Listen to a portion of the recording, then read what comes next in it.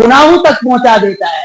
پھر اللہ رب العزت نے فرمایا وَلَا يَغْتَبْ بَعْضُكُمْ بَعْضًا أَيُحِبُّ أَحَدُكُمْ أَن يَأْكُلَ لَحْمَ أَخِيهِ مَيْتًا فَكَرِهْتُمُوهُ۔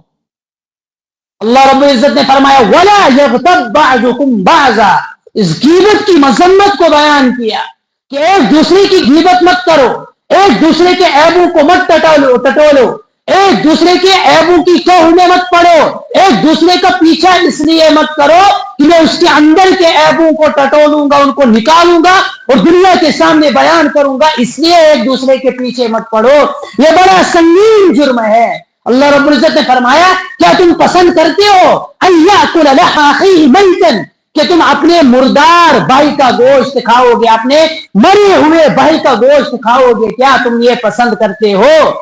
کیا تمہیں یہ اچھا لگے گا کہ تمہارا مرا ہوا بھائی قبر سے نکالا جائے گا اور اس کے گوشت کو تمہارے لیے تیار کیا جائے گا اور تم کو کھانے کے لیے دیا جائے گا؟ تم اس کو پسند کرو گے؟